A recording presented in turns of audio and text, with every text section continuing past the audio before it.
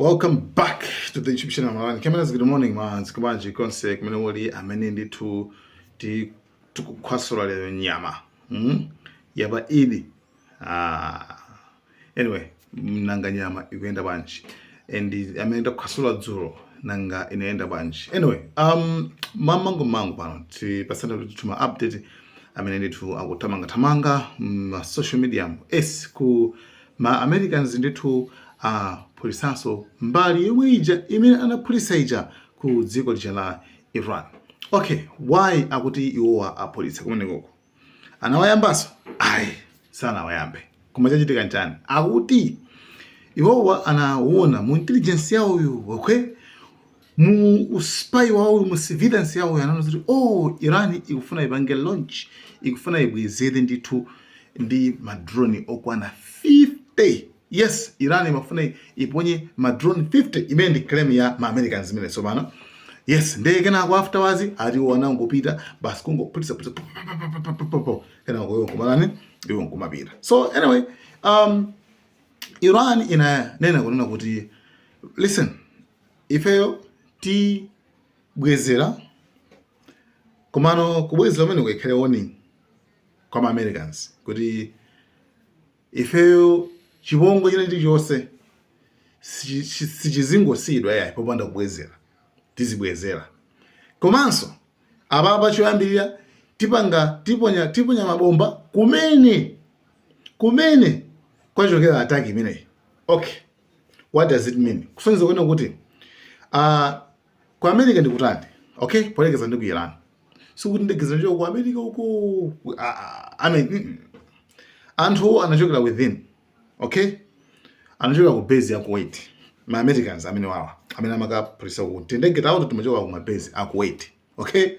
So Iran inena kuti ife tiponya mabomba kumene kukuchokera yani kukuchokera ba strikes amene wawa. So boom, ma minutes kungotha ma minutes here Kuwait boom kuma base ya America Kuwait.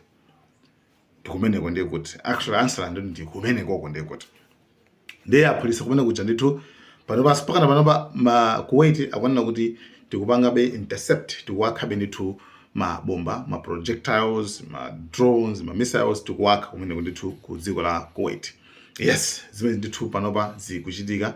Iran ena kuti apapa tsopano zikuoneka zoti simkufuna mtendere. So a Trump kumbali inaso anakhala pansi ndi kumakambirana actually amakamba nkhani khuzana ndi zama negotiations mwina ndi mwinanso.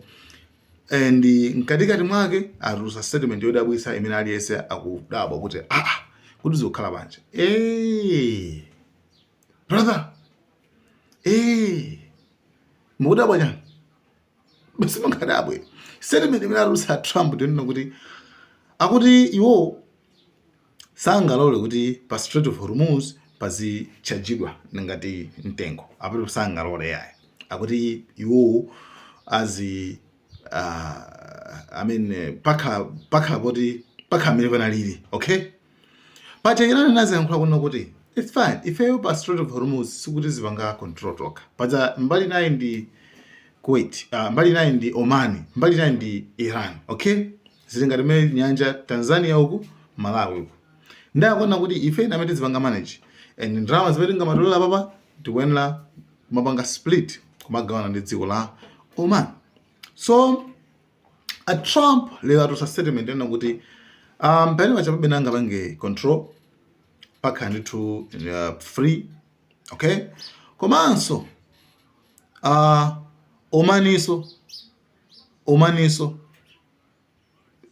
will be fine after we blow them up. Omaniso for za police so bangono Omani dize police so bangono you also be nanga bange. Oman will behave just like everybody else, so we'll have to blow them up. They understand that. They'll be fine. The strait's going to be open to everybody. And who would control it? It's international waters. Nobody's going to control it. We're going to watch over it. We'll watch over it, but nobody's going to control it. That's part of the negotiation that we have. They would like to control it. Nobody's going to control it. It's international waters, and Oman will behave just like everybody else, so we'll have to blow them up. They understand that. They'll be fine. Yes, it's like Trump awopyezaso Oman kuti athaso kuyipholisaso. Okay? So anthu akudabwa inu mukudabwa chani. Okay, kudabwa kumene kudabwa anthu kunena kuti Oman ndi America ndi ubaya ndithu kuyambira kalekale.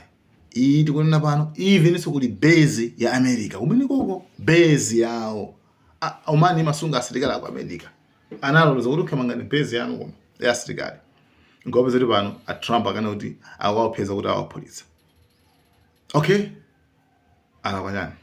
Tabi chimina alakwa. Ndipo sana yankhule koso chiti choseso. Actually it was just say Iran imangopeka maganizo kuti okay watathoba magama neja anthu awiri. So anthu akudabwa kuti zikutheka banji ina agent US ikaphila. I mean ife limanena pano America sesamazaliyesa. Okay, inu mona ngati zanu sasamazaliyesa. Anthu apolisa ndithu ayibena zonchito zimenezo. You understand? So that's the first one. China chomaliza chimene kufarika mbele pano chokhuza ndi pa Strait of Hormuz mashipi a Americans aomberedwa koso ndi enaso kumano aliko follow. IRGC pamene popo ndithu inaombera mashipi chifukwa sanatenge chilolezo pofuna kudutsa pa Strait of Hormuz. So situation little bit panopa dzulo timatiti at least popo kumano panopa zikuoneka zoti situation sili bwino. Kunjako it's like I don't know komano apa ndi zambika. So Iran yabwezera after America so yapanga so ma strike inaso atoma zoti jaisana bwezera na abasi ndio amene wabasi ndio kuti ndaba ndoti any future attack mutsogolo kuno kungo panga so attack ibukaso ifeso nditu tili ready. By the way my report adzulo ndonna kuti Iran yambano ku indi ma training a special ogwesa ndege. Yes, akupanga ma training a special ndipo andizida zimene zachokera ku China komanso ku Russia zimene akugwisa ntchito panopa ndi kumayesesa ndithu ku I mean chili just like you know. So pamene era kapena nthawi imene ma ndege zina sizimabonga detected. Okay, zinali zoti za untouchable. And these days zikuoneka zoti sizikumatheka zimenezo. Ndege zomagwesedwa.